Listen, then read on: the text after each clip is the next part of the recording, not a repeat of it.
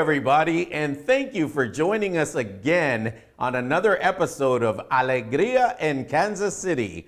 I'm your host, Fabian Shepard, and we'd like to welcome you to this show. You know, we do some interesting things, and I hope you've enjoyed the show so far. I started this venture with the hope that we could educate, inform, and inspire Kansas Cityans like yourself through the programs that we have. So, this program is going to be one that I hope you'll find inspirational. We have a guest that I believe you're going to love. His name is Michael Corrigan. Michael, welcome to the show. Thank you very much for having me. Well, we want to talk a little bit about all of these things that we have in front of us here. They're nice and shiny. I don't know how to operate any of them. That's all right. But I'm sure you're going to tell us. Let's first talk about you. Sure. All right, so you're not a native Kansas Citian. No, that's right. I actually, my father was in the Air Force. I'm an Air Force brat. So I was born in England, actually. I tell people I was born in England and then moved to Boston, Massachusetts when I was a little guy. My family's all from New York originally. Both my parents are from New York. And I actually grew up most of my life as a child in southern Maryland, just south of D.C. Okay, so great crab there. I like it. Yeah, fantastic crab. I'm a fan of the crab. So have you gone back and visited the Inner Harbor? I have been back, not as much as I like. In fact, I didn't even discover that I loved seafood until a little bit of a later moment in my life when I was in high school. And so I regret learning then. I wish I'd known the whole time that I loved seafood. Okay, yeah. I mean, you can't go wrong with seafood in my book, you know. I'm from a country, as you know, that had two oceans. That's right, that's right. Yeah, I ended up finding myself in New England before I moved to Kansas City, where I got my professional start in my career. And again, I love the lobster. The lobster. So do you remember anything about England? Not very much. In fact, last year was the first opportunity I had to go as an adult, which was, it was just before COVID had happened, November. And what a remarkable experience. You know, there's a lot of history there, a lot of culture, and it was kind of cool to see, you know, I have a lot of ancestors from Ireland and Scotland and England, so having a chance to go over there was really nice. So did you make the big loop, all of the aisles there? Great Britain? I got to visit much of England. In fact, I got off the airplane and I had to meet somebody in Birmingham, England. So it was my first experience renting a car and finding my way on the wrong side of the road to meet. I was delivering an instrument to Paul McCartney's trombone player. Actually. Wow, Paul McCartney's trombone player? Yeah.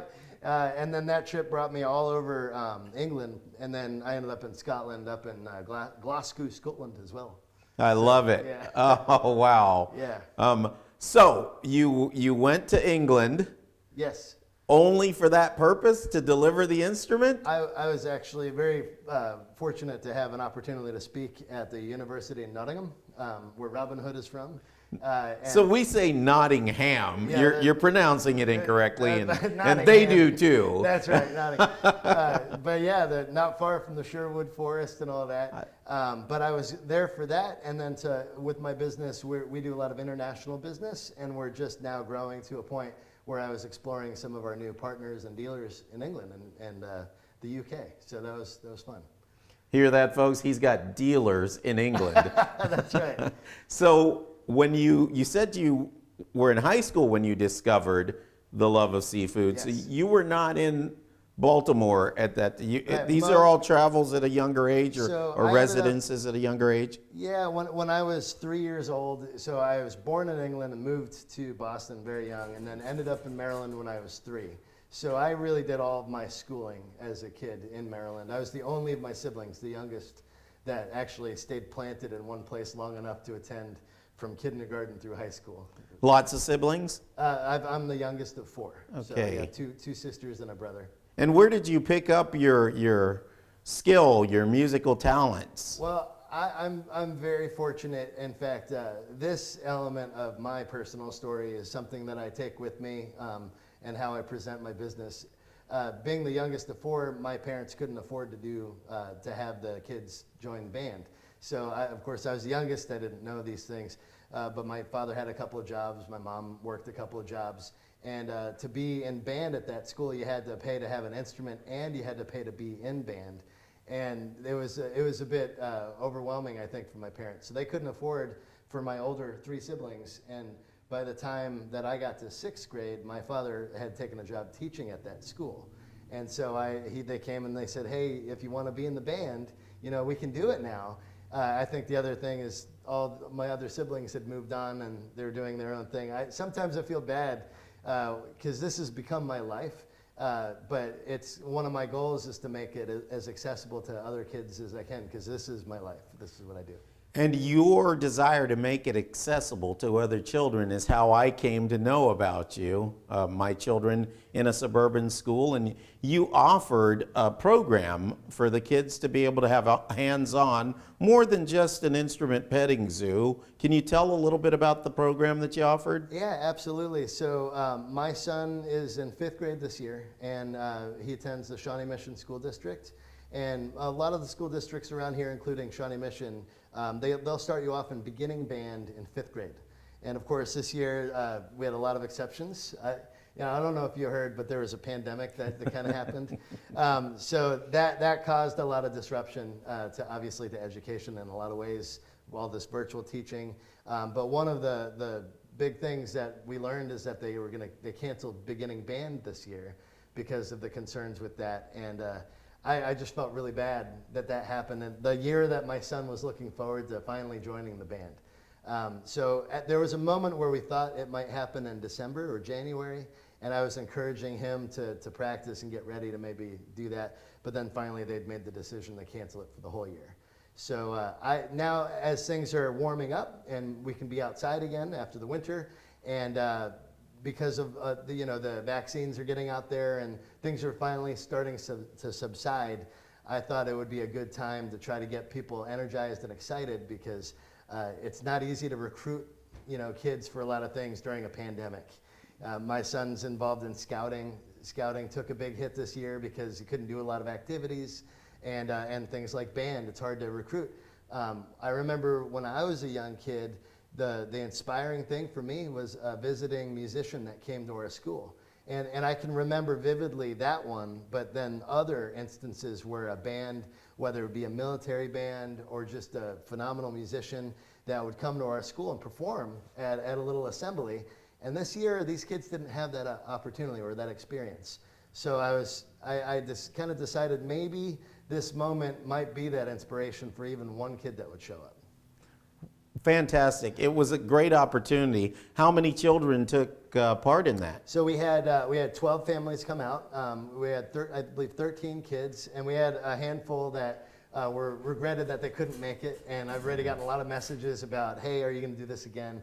So I think we are going to plan another event and get a little bit more notice out there and reach out to some of the other schools in the area. Well, I look forward to it, and I will be more than happy to help you get the word out. Yeah, that would be great. Now, before we go to break, I want to ask you, because you're located in the Jazz District. That's right, yeah. Do you have any plans to work with any of the kids in that area? Yeah. And have you done that? We actually have. So I sit on the board for an after-school nonprofit for jazz.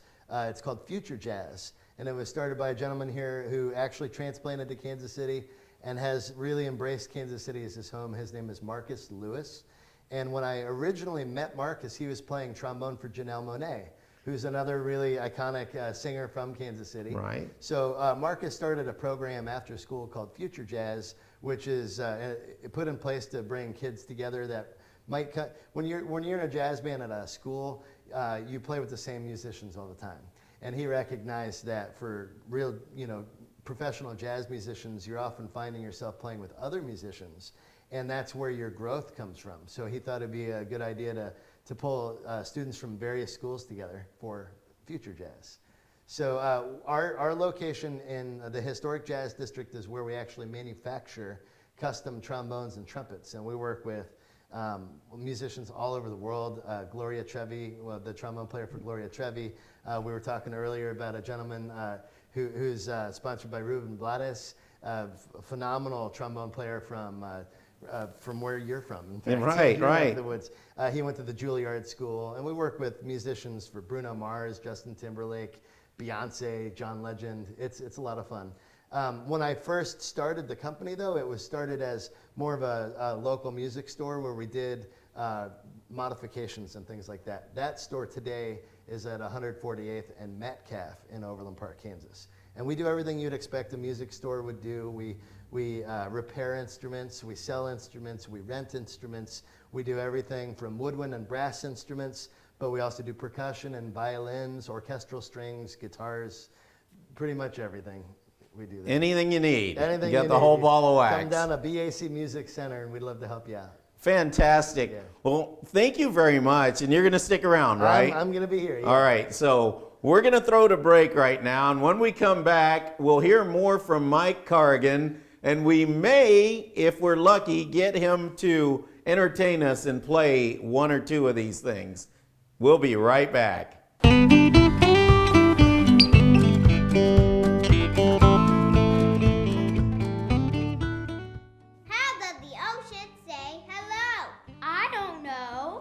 Just waves. See what I did there? Sure I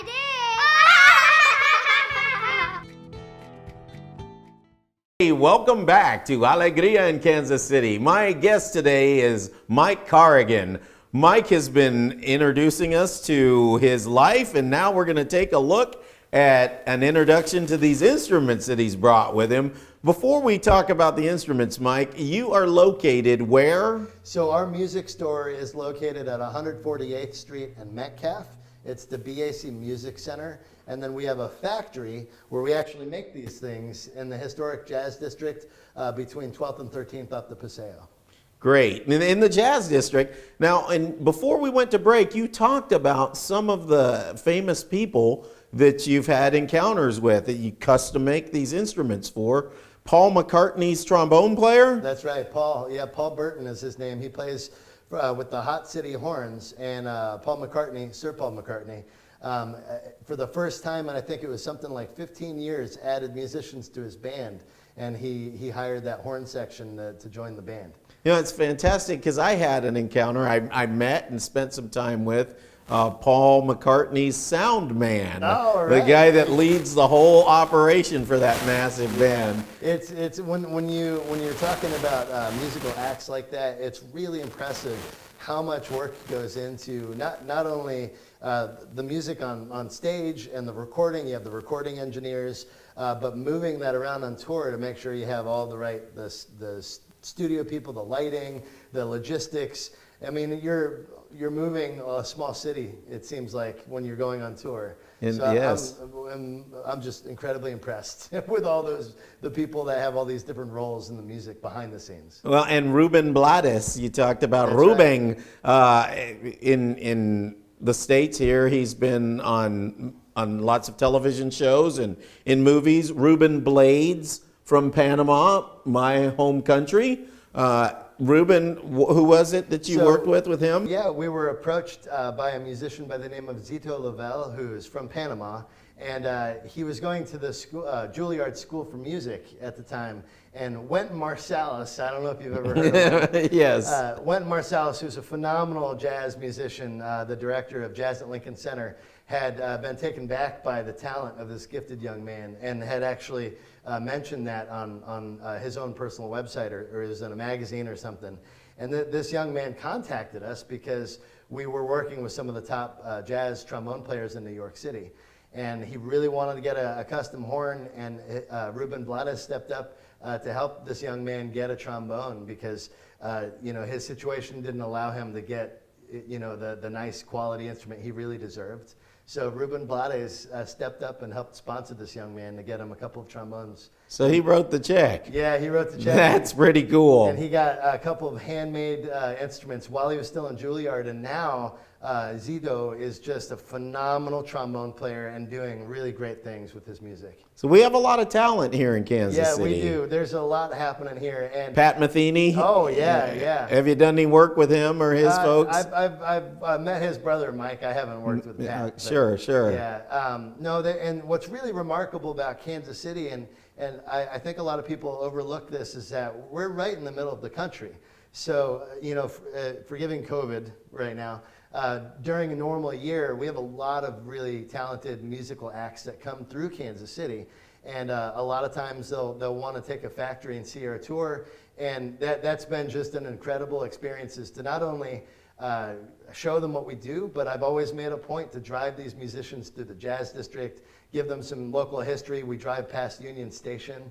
I remember we got a call a few years back, and I was in the middle of a million things, and it said England, and I thought, I don't know who this is, so I'll just, and then I got a call from the music store, and they said, Mike, where are you? Mumford and Sons band just called. Wow. I said, wait, what? Are they from England? And they said, yeah. Oh boy. So I called the number back, and they said, yeah, we're in town, and we just noticed on Instagram, hey, this is where BAC is from. So they wanted to see the factory, and I took them around Kansas City and showed them the spots to see, and we have a regular habit of bringing musicians to get some great barbecue. So it's been a really great thing, and Kansas City's just attracted so many great touring acts that come through town. I'm really looking forward to the return of that post-COVID. So not just a music man, but an ambassador for our lovely city here in our metro area. I have really grown to love this city. I never in a million years, when I was young and growing up, wouldn't have necessarily expected I'd be in Kansas City. But man, this is one of the coolest cities that there are. I've been privileged to visit places all over the world, in Asia and all over America, North America, Canada, England. But I have to say, Kansas City has a lot going on for it. I second that emotion. I'm very happy. So you're a married guy? Yes, sir. Yeah. And where's your wife from? Well, my wife grew up actually not far from where we live. She grew up in Lenexa, Kansas. And, went to Rose Hill Elementary School. How about that? Yep. And then Shawnee Mission South is where she went. So she wanted to move home. I had been making trombones for a company out in Boston. And we got married, and she said, I kind of want to move back home to start a family. So did you meet her here?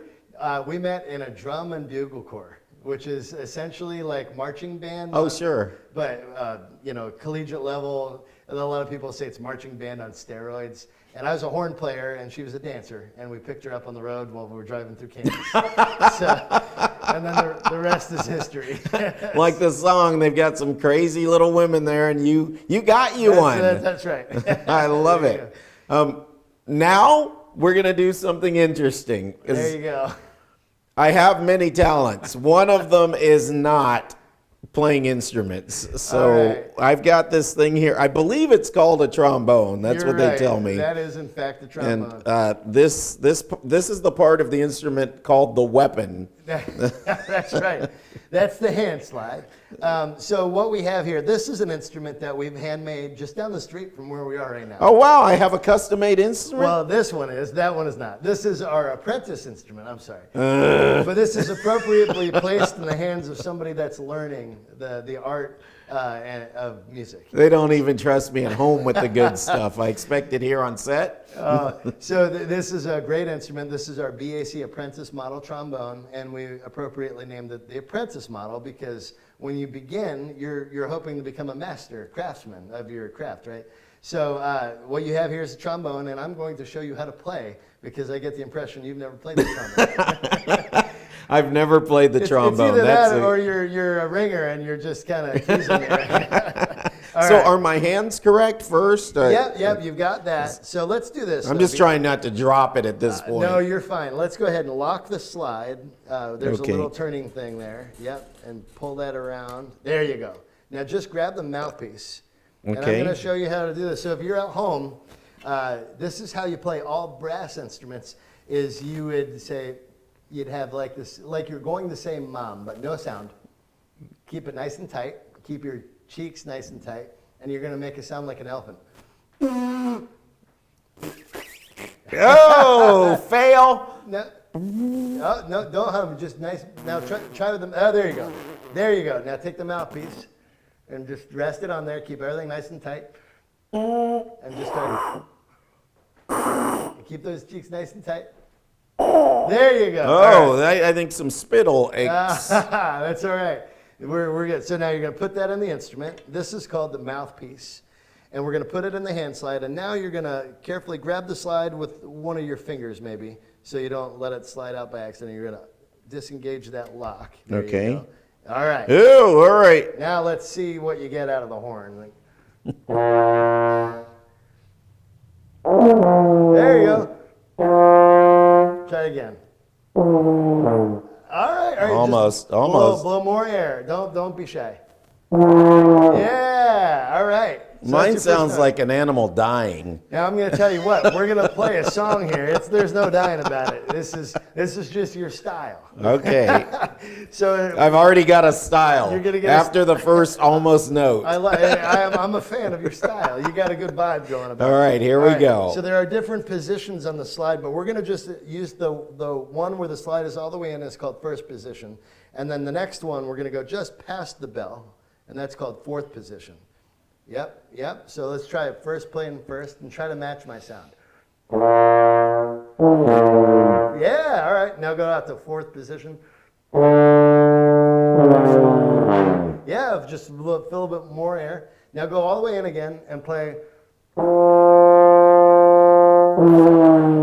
I can hear it. That I can went hear it right went. now. You're going to do the blue room. All right. Is that it? Yeah, you got it. So let's try this. We're going to play.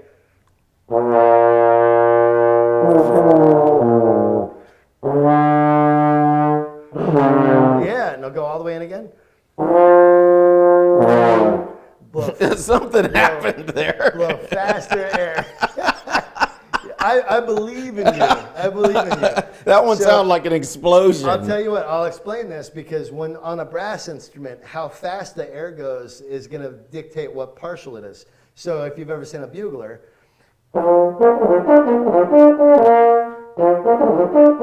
so it's just air. You made the trombone sound like a bugle. There you go. So if you blow faster, you'll get a higher note, and if you blow slower, you get a lower note. I think we're getting there. We're getting there. So now we're gonna I play a went song. from trombone to tuba. I think. No, you're good. Let's try this.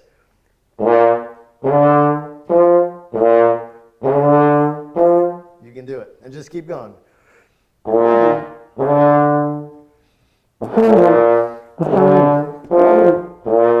I've lost it now. Okay, Oh, let me give it a shot. Okay. Yeah. Yeah. Now you're ready to go down to New Orleans. I think Okay. Trombone Shorty better look out. I think it's torture to ears is No, what I'm. you want to give it one more shot? Let's see if we can do a walking. Like that? Yeah, that's exactly All right. right, And so- I'll play over you. So All right. you give me a bass Will you line. show me again? All right. We're going to give it a shot. I'll join you. I'll join you.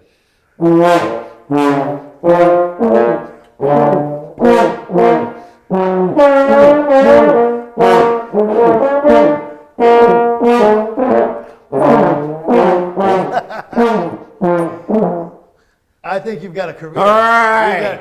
All You right. guys better look out, man. We got the next. I'm not sure that the world is ready for me playing trombone We've got the yet. next celebrity So I'll trombone hand you player. that one. You got it. No worries.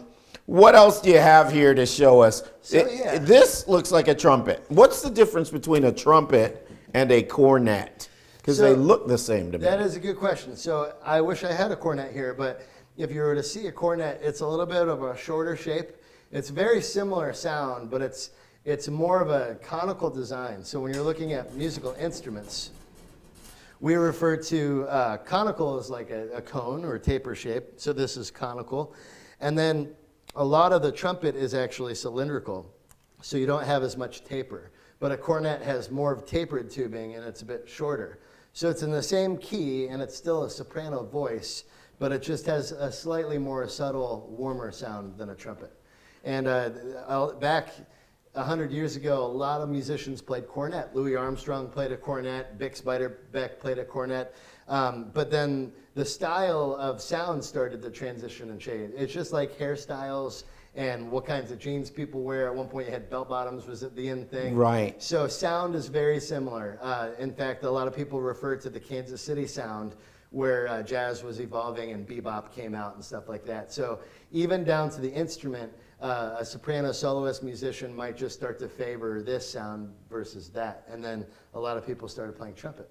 Fantastic. Yeah. So when we were talking earlier and you were discussing the after school type program, can you tell me a little bit more about that and Yeah. how parents might have an opportunity to look into that for their children? Yeah, so one of the things I wanted to make sure when we did that event in our neighborhood, actually, is that I wanted families just really thinking about music because, again, a lot of this last year has been really hard. We've had a lot of distractions. People have been cooped up at home. There's a lot of discussion about mental health, especially with kids, because they've missed out on a lot of the social activities that they normally would have had. And doing virtual schooling and things like that. Now we're starting to now open up, which is great. But there's been a lot of things that have been either not on the mind or way in the back of the mind. And because we've missed all of these opportunities, I wanted to kind of bring the music thing back to the forefront because there's been so many studies that show that learning a musical instrument really does help the cognitive development of a young brain. It's a known fact, and a lot of people know these things. You generally have a better time with things like math skills if you've mastered an instrument, or even if you're just learning a musical instrument. And then it's also a really important way for a young person to express themselves. So when you can get the basics down and you learn how to play an instrument, that's one thing, and that's a challenge, and that's really great. But once you get to a point where you could just sit down and play, that's what everyone wants. I think everyone in life, if you could just sit down and jam with Jimi Hendrix or something. But for a young musician, they can feel that sense of self-pride and accomplishment when they get to a point where they can read music and play in a band, or more importantly, just play on their own and have fun with it. Oh, it was fun for me, the collaboration. Yeah. I know it was probably painful for you, but I had a good time with it. Now, you talked about the famous people and those connections, and I don't want to go back to that, but I do want you to tell the story because you had an encounter with a famous media personality, Lester Holt. That's right. Can you talk about that, please? Yeah, absolutely. So this is now about a year and a half with COVID. About a year and a half ago, I think, we got a call. A gentleman called me up, and he was from NBC, and he said, "Hey, I work with Lester Holt with Nightly News, and we wanted to see if you'd be interested in allowing him to interview you." And I thought, what? No, okay, yeah. absolutely not. Yeah, you don't have NBC Nightly News, which was really cool. And I did ask, of course, I said, yeah, that'd be great. But I said, what made you think about reaching out to us? And I didn't realize that Lester is actually a bass player. So he's real into jazz and plays himself. And he was doing a situation where in 5 days it was Lester across America, and he was stopping in a different city each day. And they wanted to feature a company in each city. And I guess Lester had said, "Hey, we're going to be in Kansas City. They're really well known for jazz. Let's see if we can incorporate some sort of a jazz element to this." And we got a call. The producers had found some different assets of videos that have been done in the past, some of our work down in New Orleans, and said, "We think this would be a cool story. Let's talk about what you're doing." And there's not many American companies left that make instruments anymore. So they really like that aspect of it too, that we're preserving an old world craftsmanship skill that you just don't see very often. And so did you jam with Lester? I wanted to, but man, he was in and out. It was a remarkable experience. I actually was concerned that they might scrap the story, though, because the night before they were in Florida because a hurricane had just hit. And they were down there covering the hurricane. We also had I think there was a spaceship that exploded or something. There was all these big things happening. And I thought, there's no way the guy is going to come to our factory and do an interview. There's got other things going on. But they did. In fact, all the people on the set, they said, "We're really excited about this story." So I was very humbled to have that experience, and it was great exposure for our company. We have a group of really dedicated people that work with me that are as equally as passionate about music, making music accessible to more families. You know, our instruments are a lot less expensive than some of the other brands that you'll find out there, but they're high quality because we're really passionate about that. And the team I have of folks that are making these instruments are committed to preserving this iconic legacy of American manufacturing, which is pretty cool. Fantastic. I'm going to have to come down and take a tour. You have to come down. That would be awesome. Will you set that up for me? Yeah, you absolutely. know somebody I can get in touch with That's there? right. Maybe we can make you a custom horn. We won't go that far. I think today's torture was enough. Well, you sound better on a custom BAC channel. And the sales pitch comes out. There it is. So before we cut you loose here, and I want to thank you so much for doing this. It's a pleasure. Before we cut you loose, you talked about the hurricane and possibly getting bumped to that story. You've been civic-minded and you've helped out when there have been natural disasters. What can you tell us about that? First of all, you went to New Orleans, didn't you? I did, yeah. And I would say I definitely owe a lot to my upbringing. You know, my grandfather was a plumber, and I grew up to stories. You know, he grew up during the Depression, and I grew up with stories about how he would help families that couldn't afford plumbing, but the guy would be a milkman, and he'd say, "I'll tell you what, I'll do some of the plumbing work you need for a gallon of milk for my family." So I grew up kind of with that role model in my life, and I'm also an Eagle Scout. I kind of came up in the scouting program, and I have such a passion for music. Again, as I mentioned earlier, it's an important part of who I am and where I've ended up. And when Hurricane Katrina rocked the Gulf Coast in New Orleans, I had just started my company here in Kansas. I was a young man. I would have been 25 at the time. And I was just building my company at that point. But all I could help think about was what was going to happen to the musicians in New Orleans, because New Orleans is so important, not just to that city, but to the world. Not even just our country, really to the world. We have some of the more remarkable musicians that are out making and creating this amazing music are from New Orleans. So I'm seeing all this devastation on TV and all this flooding, and all I could think is, how could I help that community, the musician community? And at this point, I had never in my life been to New Orleans.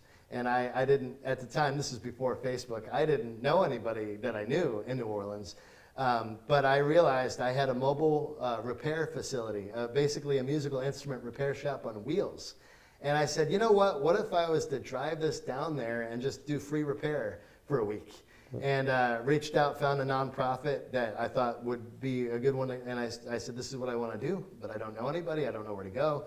And they said, oh my God, if you want to come down here, we'll set it up. We'll tell you we'll give you the places to go. We'll get the word out.